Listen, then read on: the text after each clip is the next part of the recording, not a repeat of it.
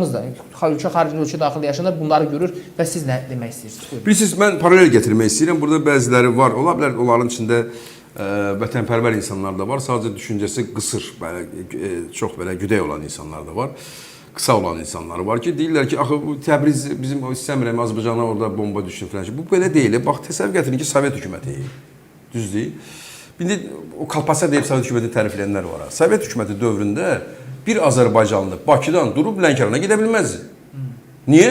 Rus qoymaca idi. Azərbaycanlı öz torpağında indi biz Naxçıvana keçmək üçün lava aparırıq da, Zəngəzurdan keçmək üçün ki, keçəcəyik oradan. Amma biz Sovet dövründə də Naxçıvana gedə bilmirdik.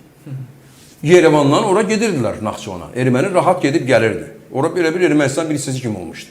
Biz gedə bilmirdik. Çünki ora paqran zona idi. Orada Sovet hökumətinin hərbi hissəsi vardı deyənə, sənə deyirlər, hara alsan, deyir Bakıla, rədd ol, sənə Naxçıvan ixtiyarın yoxdur keçməyə. Və salam. Əgər Naxçıvan qeydiyyatın yoxdursa, sən onu keçə bilməzdin. Bu dünən olub da, nə tez yadımızdan çıxdı. Bizim yaddaşımız çox qısırdı. Lənkəran, Naxçıvan bir tərəfə qalsın, Lənkərana gedə bilmirdin.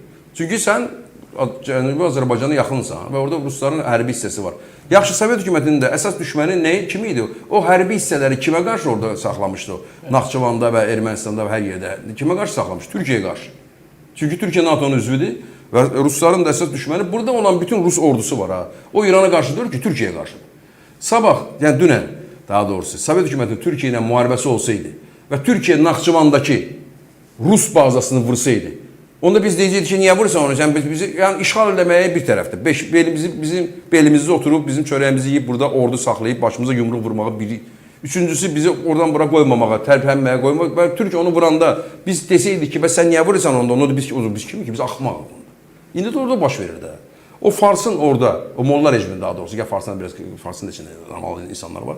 O Molla rejiminin orada qurduğu ordu silah ambarları filanları var. O mənim əleyhimədir də. Kimin əleyhinədir? Azərbaycanın əleyhinədir də. Necə Rus Türkiyənin əleyhinə qurmuşdu. O da mənim Ermənistan əleyhinə qurmayıb ki onu. Mənim əleyhimə qurub da. Niyə nüvə silahı əldə eləmək istəyir? Ermənistana versin. O əlində nüvə silahı olan kimi balacasını verəcək Ermənistana. Və salam. Çünki onun qardaşıdır. İndi Paşinyan demirəm, amma Ermənistanın içində bunlar mütəyyən. İndi görmüsən, ayağa qaldırırlar keşişləri falanları. Birini göndərmişdi Rusiyaya, Karapetyanı, tutdular, bastı içəri. Paşinyan git deməli başladı. Onu içəri tutdu, bastı Putinin göndərdiyi Vartapetyan, Karapetyanı bastı içəri, oradan da getdi Türkiyəyə. Əla deyim, Ermənistan xalqı artıq deməli ayılıb və Ermənistan xalqı onun arxasındadır. Afərin Paşinyan. Yəni, bu Təbrizdə vurulan həmən o silah ambarları, həmən o nüvə silahının yataqları filan, nəsə vardı, o da hərbi hissələr hamısı. Onlar bizim əleyhimizədir. Və ona görə də Əhməd Obalı da tamamilə haqlıdır. İsrail onu vurursa, sağ olsun.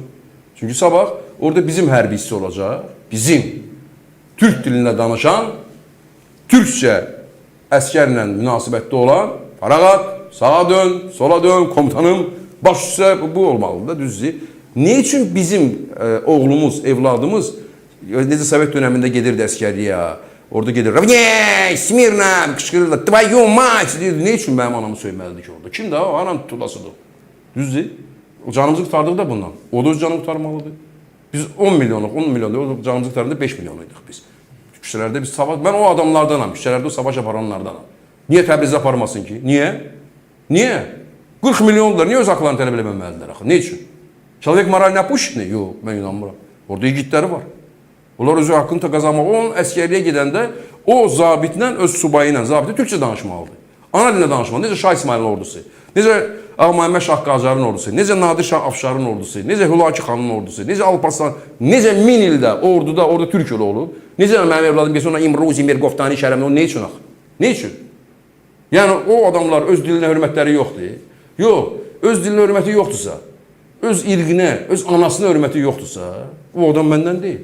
O elə burada kitabda başın biridir. Amma mən əminəm ki, orada milyonlarla yiğitlərimiz var ki, onlar azadlığını, müstəqilliyini qazanacaqlar. Və bu rejim qəhr olub, rədd olub çıxıb gedəcək, mütləq. Və Azərbaycan türkləri farslarla dostluqda, qardaşlıqda yaşayacaqlar. Çünki farsların özünün tarixdə yahudilərlə dərin dostluğu var, dərin. Başa düşürsünüz, tarixi o böyük kir deyirlər. İranın ən böyük tarixində, Fars tarixində, açıq bunu deyək, İran tarixi deyil o, Fars tarixində ən böyük şahlardan biridir. Orada Darada var, orada Məmkeyki, çoxları var, orada var. Yəni Sesanilər var, Pəhləvilər var, ondan əvvəl Selevkiləri mən Fars imperiyası, düz Yunanlar